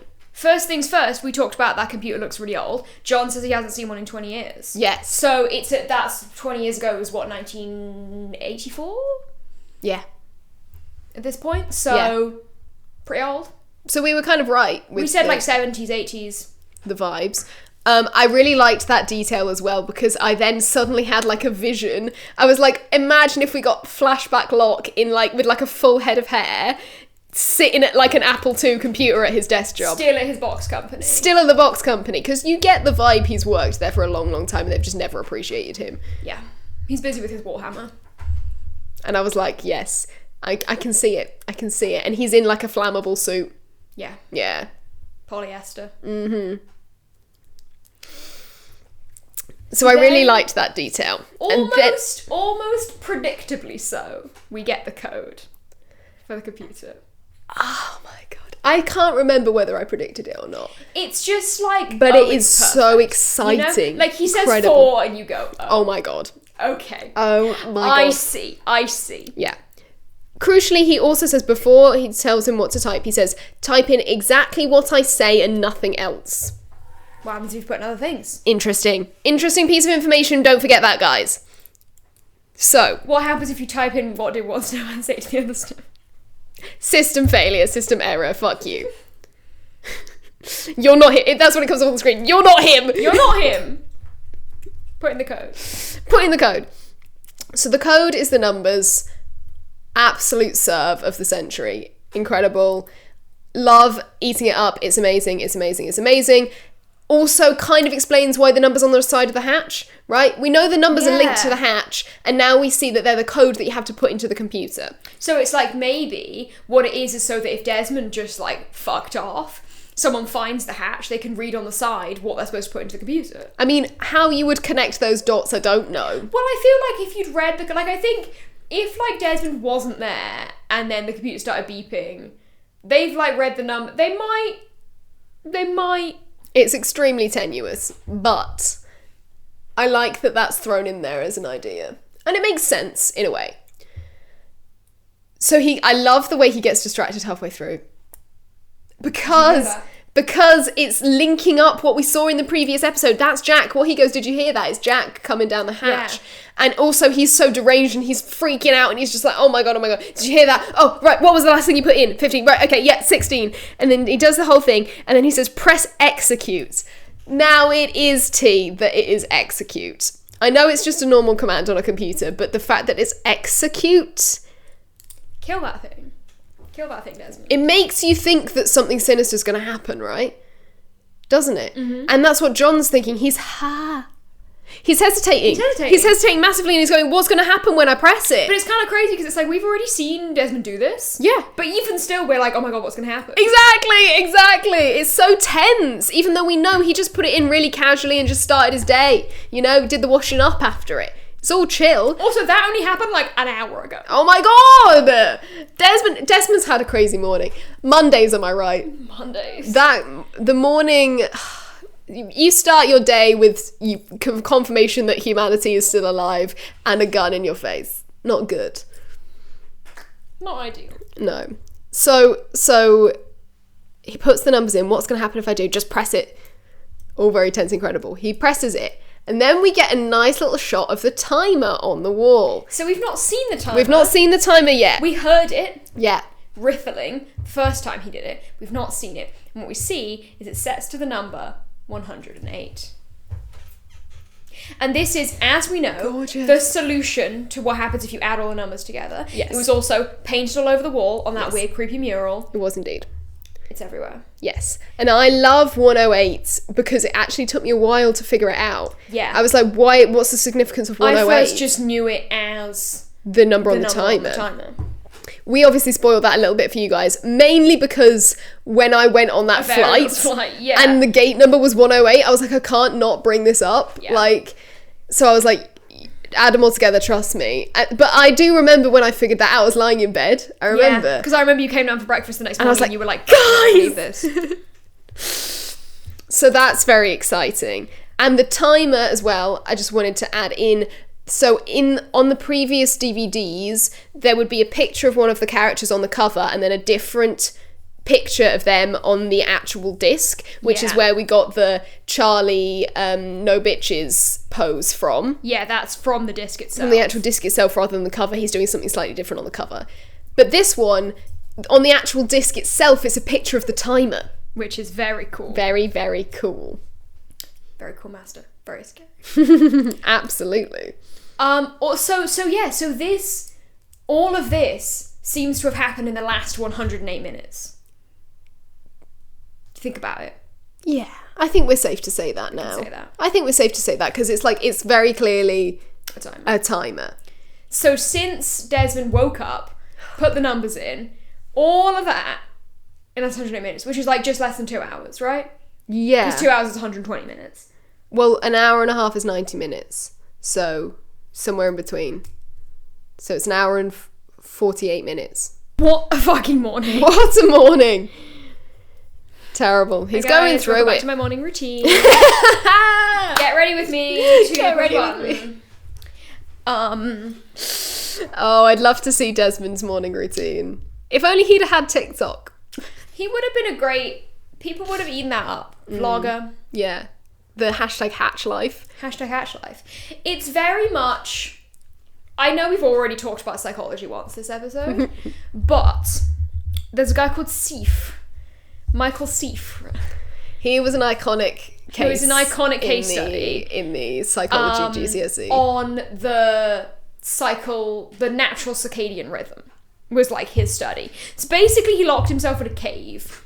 Me pushing my glasses up my nose. For 6 months, I want to say. 3 months, I think. Because didn't he think it was only 2 months? Yeah. Basically what he discovered is that the body's natural rhythm is 25 hours. As opposed to 24. Not 24, which is obviously the clock's natural rhythm. So by every day we kind of have to fight off an hour, essentially. Yeah.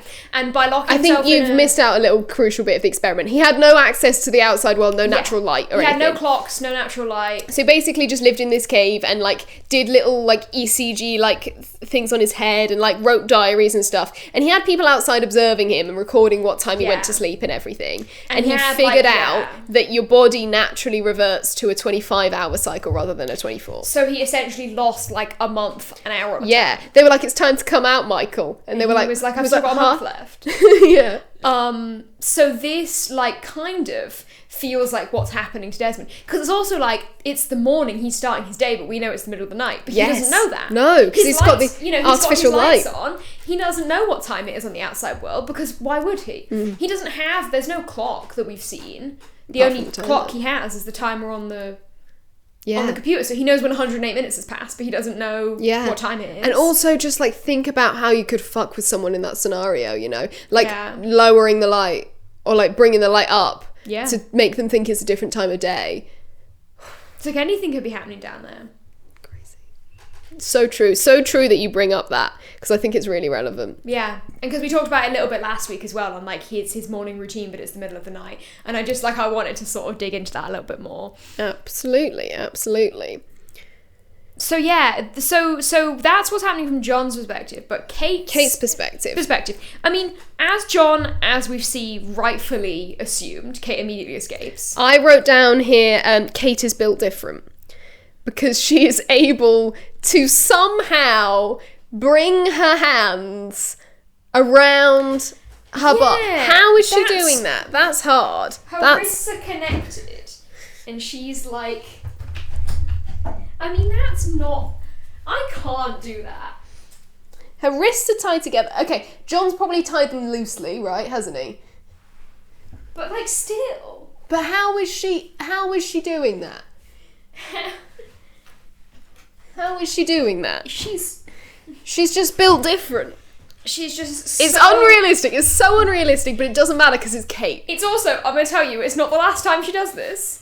So she escapes. She's built different, she escapes. And I really like this scene, actually. This scene is, like, the craziest part of the whole episode, to me. I think the button being the numbers is pretty crazy, and pretty sick crazy, as in ill as in dead. But, like, the food. Okay. Yes. In terms of, like, the way that it's shot, it's very much verging on scenes that are so important to Ariel. This scene in the food bunker is amazing because I love that it's so dark at first, and she's really struggling with this cable, and then she gets the knife out and she puts it like between her knees, right, and goes like this. And how would you describe that in an audio form? She like does like friction. Rubs the cable. She gets like friction against the cable and it moves on the knife in order to cut it. Yeah. And then she sort of finds a wall and she puts her hands against the wall and finds the light switch. And then she immediately realises she's face to face with the door. So she tries to open the door and can't. And then it is only then, we only get that shot of the wall, the light switch, the door. And it's only then that she turns around and she's like, oh my God, I'm in a room full of food. And it's such a perfect little thing that it's like she goes to the chocolate bar and she eats it. I love that. Her face when she eats the chocolate bar is like, all they've eaten for the last 45 days is like boar and like mangoes. Yeah. I really, really love her eating the chocolate bar bit. It's so good. Because it's like, Kate is like a man of action, you know? She's like, she doesn't even look in the room before she tries to open the door. She's on it. I know. But she stops to eat that chocolate bar. Yeah. You know? And then she takes them. She's just moving the boxes because she's like, oh cool, I can get up to that vent. And then she sees the chocolate bar and she just allows herself that indulgence, and it's really nice reminder of where they've all come from. Do you know what I mean? She's like, oh my god, I miss eating chocolate, guys. Yeah. And it's nice that we get that, you know? And she has a great expression on her face. She eats it and she steals them all and puts them in her trousers. Hilarious. But also I wanted to mention the way that the food looks. So we talked about Desmond's weird-ass smoothie shits. We're starting to understand the options he has available. This is why it pisses me off that he makes that horrible Huel nonsense. Because he has a whole pantry full of food and he's eating that. It appears he's doing it because he wants it, which is once again men living alone. But red flag. But we don't know how long he's been down there. We don't know how long he's gonna be down there. We don't know where he's getting the food from. Maybe that's all he has. Okay, and he's trying to ration it. And he's trying to ration it for as long as he possibly can. Okay, fair enough. But have a bit of choccy in your life. Have a bit of choccy. Do you know what I mean? Don't eat that horrible powdery shit. What is that? Maybe what are you he doing? was planning on having a little choccy bar, but, you know, John mid-morning snack, yeah. He's like, I can't even have my chocolate bar. That's why he's, you know, like, don't talk to me before I've had my coffee. He's like, they're trying to talk to him before he's had his morning choggy bar. Don't talk to me before I've had my morning choggy bar. He's like, my blood sugar is so low. All he's eaten is that horrible smoothie. That horrible he's smoothie. Like, please, John, just put the numbers in. I want my chocolate bar.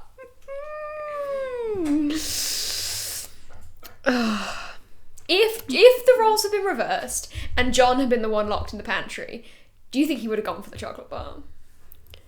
I think he would have found like a jar of pickled eggs or something. Yeah. Something I've got gross. an image of him sort of scooping something. tin peaches or something out and just eating them. Or doing this action. Like not a forefinger and thumb, like the forefinger and the middle finger as like a kind of chopstick. Yeah. I can see him doing that. I can see him doing It's a very specific image, but I can see it. But it's correct. It is correct. Something else to mention about the food. They all have the same logo on them. Yeah, they all have the same label. It's all like plain white labels. Yeah, block letters. Chocolate bar, weirdly. No, but the chocolate bars are in a box which has candy written on it in block letters. Okay. And then they have the Apollo logo on. I do think it is a bit weird, but it does say candy on the box. So I was like, okay, they've just shipped. Yeah, a box of Apollo bars, which are real? No, I don't think so. Okay. I think they're invented for the show. Because I'm not sure, I don't know about American chocolate, really. True, actually, they could be real. Let's ask the old internet. But you know, what makes you think it would be American? Desmond's Scottish. I guess. It's not Scottish, as far as me. Okay, so the first link is the Lostpedia, so it's not real. That could be your algorithm, though. Fictional Companies Wiki, Apollo Candy Company. Fictional Companies wow, Wiki. there you go. They've really gone into detail. Fictional Companies Wiki. Oh my god, the r/lost Reddit subreddit. This post: how did Apollo bars taste? Ever since season 2, when Kate took a good bite of one of the Apollo bars in the Swan, I wondered what it could have tasted like. One thing that stood out to me was how it teared. It wasn't a hard cat. This person has analysed what it might taste like. That's amazing. I think you could buy them by the looks of things. Wow. That's making me want chocolate now. 9 places we've seen Lost's Apollo bar. Also, there's a link to Morrison's Apollo. So Morrison's own brand rip-off Mars bars are called Apollo bars. Amazing news! We're going to get some. There's Morrison's around the corner from our house. We're going to get some. Perfect. That's incredible. That's very exciting. We should do a taste review, like a food review. I'll put my boiler suit back on and we'll eat them. We're not doing a food review of Desmond's horrible powdery Desmond's paste protein shake. We're not doing that though. Although one thing I did want to note is I was looking around since you brought it up. I was looking around to see if I could see anything that might look like those red and yellow pellets of bullshit. And I did see a jar that looked like it might be I wrote down mango. I couldn't see the label very well. Right. But it looked like it was possibly a jar of mango. A jar of, like, fruit. Like peeled mangoes in a jar of brine. Delicious. I guess being preserved. Yeah. Because clearly he doesn't go outside, so all the fruit has to be preserved rather than fresh. So that might explain why it looks a bit gross. I don't know, man. I'm like, I cannot believe he has this whole fucking storage room of food and he's eating that disgusting ass shake. Yeah, no, I can't really defend it. And unanswered questions from the show. Why is Desmond doing that? Why is Desmond like that? And not referring to the deranged thing, just why is he drinking protein shakes? Yeah. But then Kate crawls up into the vent, which is a classic. I love a vent crawl. It's a serve. I have my xenomorph ring on. She's very much giving Ripley in this moment. For sure. I love a vent crawl. It's a kind of life goal of mine, like unattainable life goal. One day I would really love to crawl through a vent. Because also I'm not tall, right? And I, as a child, was like the smallest in my class forever, and I used to impress my friends by getting in the lockers. This is like, like in the American like high school bullies shove you in. I was putting myself in lockers. That's how much of a loser I was. But like when I was in like year 5, year 6, so when I was like 9, 10 years old, I could get inside. And we didn't have like the tall ones. Like we had like little cubes. I could get in one and my friends could shut the door and I would be in there. That is kind of crazy. It's a box that's essentially just designed to fit a backpack in. Yeah. I was You were tiny. one backpack tall. I was one backpack size. And so, like, I've always... The concept of crawling through a vent has always really spoken to me, as you can probably imagine. I cleaned out the underneath of my bed a few days ago. I said yesterday with a lot of confidence. It was a few days ago. I very thoroughly enjoyed going under there and, like, crawling around in the dust to get all my stuff out. I would love to crawl through... If anyone knows, like, a place you could just crawl through a vent, hit me up. Yeah, is there, like, some kind of assault course or something? Yeah, like a sort of Crystal Maze experience type, like it feels like an escape room thing, but I've never been in an escape room. No, and we are escape room connoisseurs. We've done a lot of them. I don't know why. Probably for like claustrophobia reasons. I was gonna say escape rooms very much are all about like health and safety, and I think getting people to crawl through vents probably less. It would be cool though. It would be cool. I'd like there to be like an escape room extreme edition where you have to do like big physical tasks. It also like I guess they have to be accessible to everyone, and if like it's a bunch of adults who are 6 foot tall and can't get in vents, how do they figure out the puzzle? Yeah, with claustrophobia, they're not going to be happy, are they? So, but I really would love to crawl through a vent. So this scene really speaks to me. Yeah. And I don't think that's an unattainable life goal. I think we can make that happen for you at one point in your life. Okay. And I'd like to too. I'd like to join you on this journey. We'll find it. We'll find one. We'll find a way. We'll recreate the scene. I can be the alien and you can be Ripley. Okay. You've got the hair. Yeah. And I've got the alien hair, to be fair. Sure, yeah. I've not seen Alien, but I think we can do it. I don't need to see it. I'll just live it. You just live it. Perfect. And then we get... So Jack comes down into the hatch and Desmond moves the mirror to see him. Did you notice? I didn't actually. Why are you not paying attention? I was busy with my cereal. I was eating breakfast while we watched the episode for context. Velvet was making a protein shake. A lot of my notes are like really messy because I was writing with one hand while I was eating cereal with the other. So Desmond like figures out that he hears something, I can't remember, but he goes over to the periscope and he moves the mirror in order to see. He goes, like, who is he, Jack? What's he doing here? And John goes, to be honest, I'm kind of surprised. He's our doctor, Jack. Your doctor has a gun brother. Do you Iconic line. Jack, a doctor? Are the dots connected? Is Desmond remembering? I think it would be a bit of a... Imagine... I met a doctor called Jack once. But maybe he was going, I met a doctor called Jack once, and then he goes, hold on a second. It's not that unusual to meet a doctor named Jack. It's one of the most common names. I mean, how many doctors have you met on a first name basis? Not many. We've established that Desmond probably doesn't remember the whole situation. It wasn't that important to him. But I do like that John is like, yeah, to be honest with you, I wasn't expecting him to come down after. Because like, none of us were. Crucially, none of us were. Loki, what is he doing here? John's like, dude, I don't know. You weren't invited. Like, blast the music. We see Kate hear the music in the vent. Also, the music drowns her out when she tries to shout for Jack. Yes! Isn't that amazing? Amazing! She's trying to be like, Jack, don't go in there. So we were saying, oh, Desmond plays the music to disorient Jack. He probably does because he hasn't realised Kate's escaped. But the unintended side effect means that Jack can't hear her when she's shouting. And also the further unintended side effect, Desmond fires the warning shot. He accidentally fires it right at Kate. Yeah. How scary is that? That's crazy. Imagine you're Kate. She's probably like, he's seen me up. Yeah. I'd assume. I'd assume he'd seen me. Kate's been on a journey. Kate's had an experience. She's in like a fucking spy movie at this point. She's on a sugar rush for eating chocolate for the first time in 45 days. Probably longer. I mean, she was on that farm. Yeah, they probably didn't have chocolate. I don't think the marshal was letting her, hit up the vending machine before they got on the flight. She had some juice. She did have some juice. Yeah. But then the scene plays out largely exactly the same. Yeah.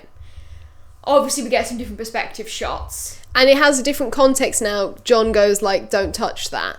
And we know it's important. We know he shouldn't put anything in. And we know Jack can't put anything in other than exactly what Desmond says. And we know that John has already been into the computer and typed everything in. So that's interesting that he's like, don't touch that, Jack. Yeah. He's like, it's not your destiny, it's mine. My computer. Mum said it was my turn.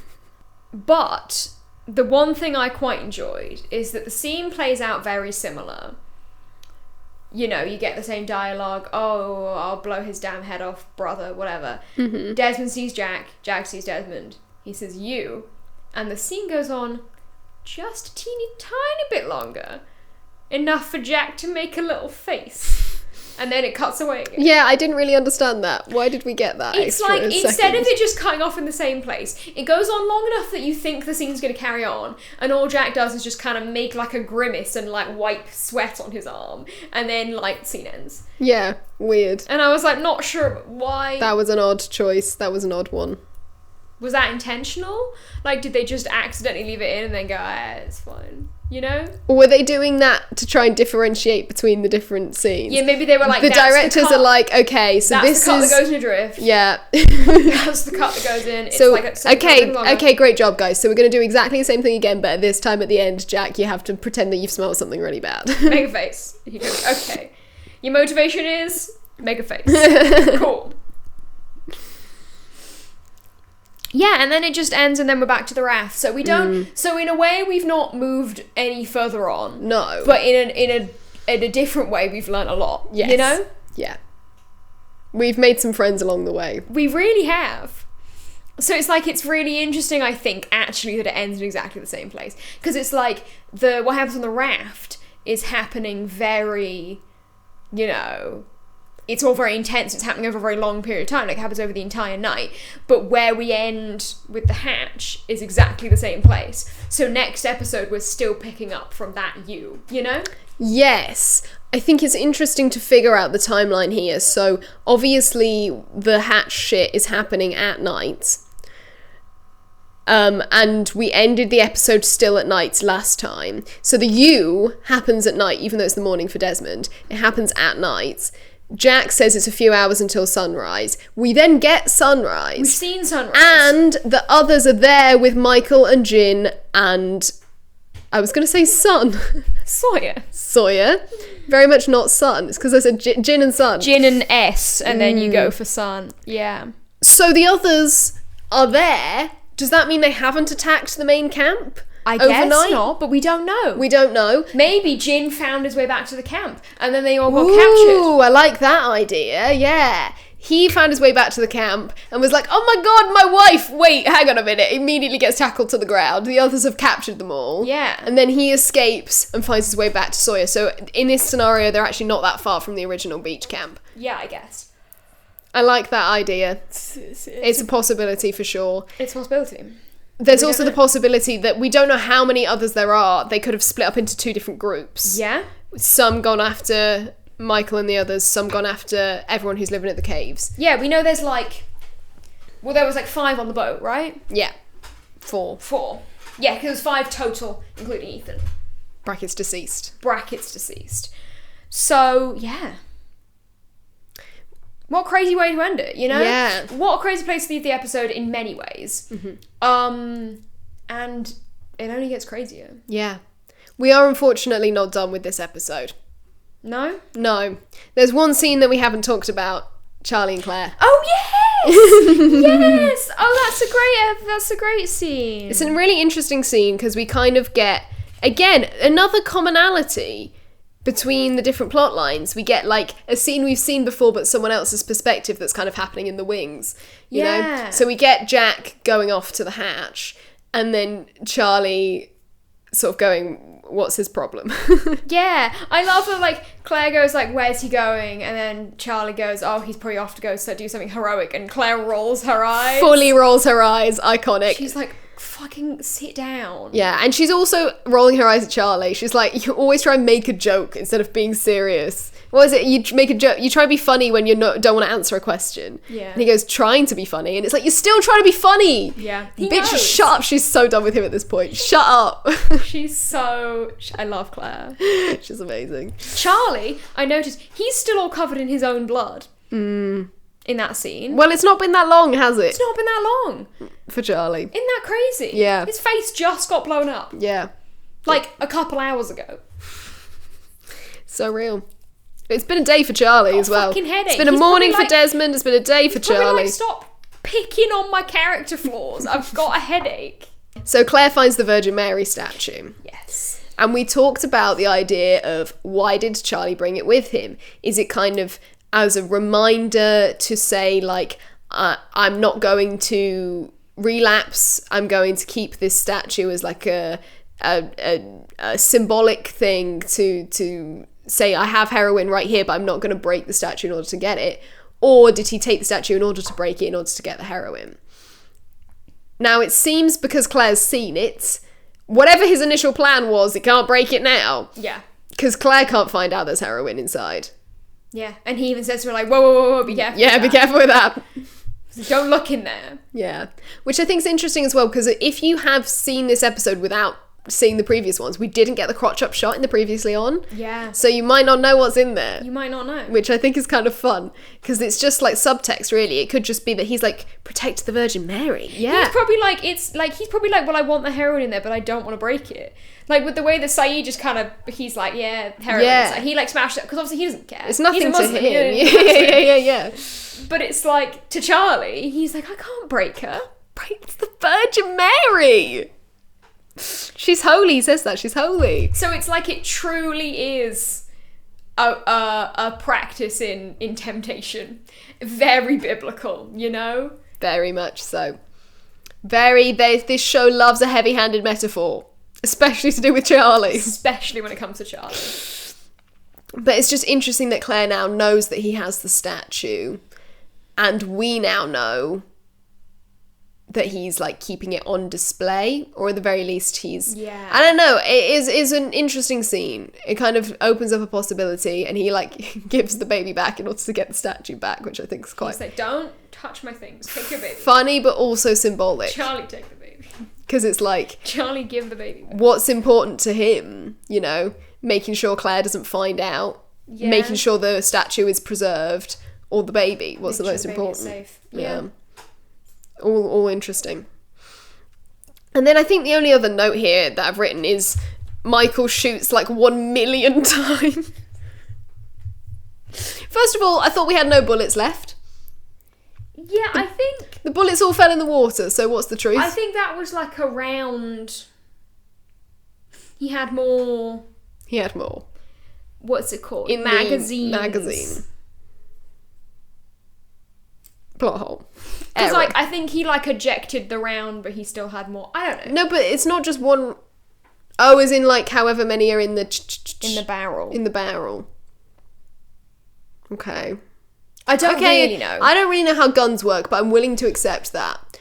Also, like Jack probably gave him spare bullets, you know? Possibly. He probably just has wet bullets in his pocket, you know? Which wouldn't work. But, like, they'd be fine. Like, I think, like, at the end of the day, if it's either don't shoot the shark at all or shoot the shark with a gun that might not work, you're gonna try the gun, aren't you? I did like that the gun didn't work when he first tried it. Yeah. And he just is going... It seems like Michael does not really know how to use a gun. No. It's like, it's very much giving, how do you use a gun? I think you just pull the trigger. That's kind of his level of understanding. Like, he's happy to fire it, or at least he's willing to fire it, but he's not very good at, like, aiming. And admittedly, he's aiming at a shark in the middle of dark water. Like, it's not gonna, you know, it's hard, but he shoots a lot of times, and it seems like he's getting quite stressed. And then we get this big, like, cartoony gush of blood explode from the thing, and he's like, fuck, did I kill Sawyer? And then we find out Sawyer's fine. So Michael killed a shark, ? I guess, yeah. Put it on the kill list. Michael killed a shark. Just thought, you know, we couldn't end the episode without acknowledging that Michael killed a shark. So yeah, that's kind of everything we have to say about this episode. It's been an odd one. And we'll be back next week for the episode that, as established, aired the day before Ariel's 3rd birthday. Orientation. Yes, indeed. Happy 3rd birthday to me. Happy 3rd birthday, baby Ariel. Although I'm not entirely sure that's accurate, because it does say these are like the US air dates. Oh, okay, so it might have been later in the UK. So it did air for the first time the day before your 3rd birthday, but our parents might not have been watching it at that point. Mm-hmm. That's fair. I have no idea any info about the UK release, to be honest. So, speaking of Mum, we're both wearing our jumpers that Mum knitted us today. I feel like I wanted to just quickly mention that because I get so many compliments on this jumper. Me too. I always get people asking me, like, where did you get it? I want one. And I'm like, my mum made it. I always tell people my mum knitted it for me because I personally think she's really talented. Yeah. And I want to, you know, tell people that she made these and, like, get a little business going for her, really. Yeah. Because my friend was like, okay, well, Fleur needs to make me one right now. Yeah. So I think she needs to run a jumper empire amongst our friends and family. I think so. She's nearly finished with our dad's one as well. Yeah, Dad's getting one. That's got dragons on it. Mm-hmm. Which I think was a mistake because he wanted it black with red dragons, and I'm like, everyone's going to think you're Welsh. He wanted it for Game of Thrones reasons. Yes. He's really into Game of Thrones. But I'm like, everyone is going to think you're Welsh. Anyway, thank you guys for listening. Yes, thank you. This has been great fun. It has. It's been, yeah, I don't know, how have you felt coming away from this episode? I don't know, I feel like, often I feel like my opinions of episodes have been changed by our discussions. I feel like I still feel the same about today's episode.